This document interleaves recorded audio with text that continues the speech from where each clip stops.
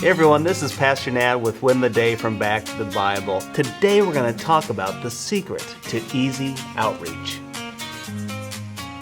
Why would I want to be a Christian? You guys aren't really any different than anyone else, I guess except for the fact that you give up an opportunity to sleep in on Sundays. That is a real quote. It's also the unfortunate sentiment by many people today. There just seems to be a disconnect between what people say they believe and how they live. But should this be the case?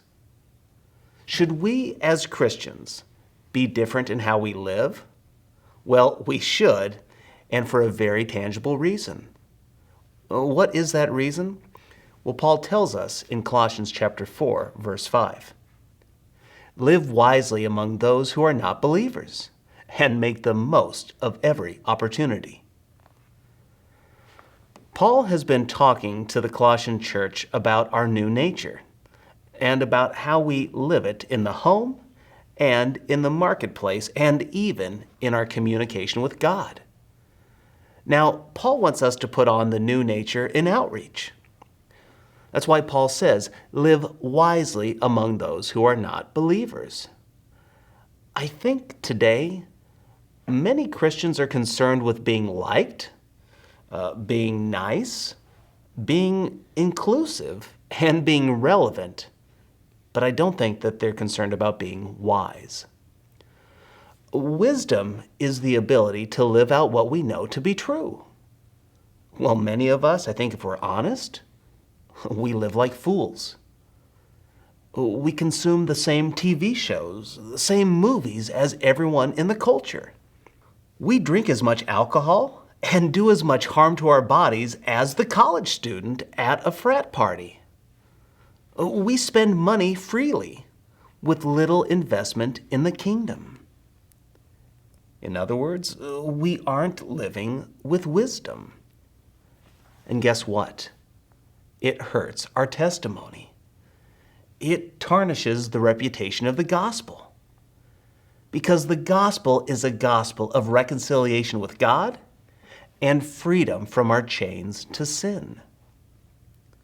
Likewise, we can be so pious in our behavior, we become legalists or the judge himself.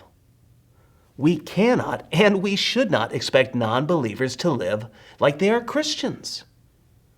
It just does more harm than good when we treat them like they should. Paul challenges us to live wisely in the culture so that we can make the most of every opportunity. Tomorrow's not promised to me. It's not promised to you.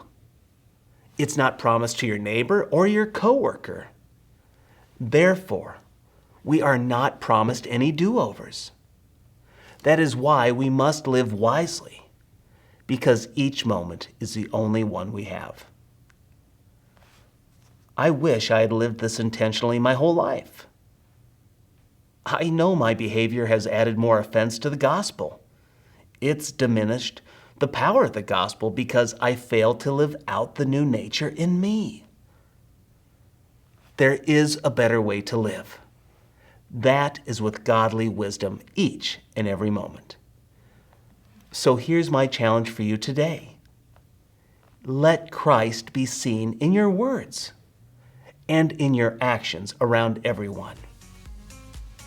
Perhaps it's being more patient with your neighbor who drives you crazy.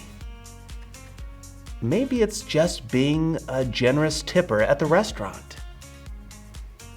Could you pray for that person who's hurting at the clinic or the hospital? Is it refraining from gossip at work or participating in the weekend bar crawl? God saves us from sin so that we can live life to the fullest. That life to the fullest, it's attractive to the lost. It's a life free from regret. That's a life we can have, and that's the life the world wants.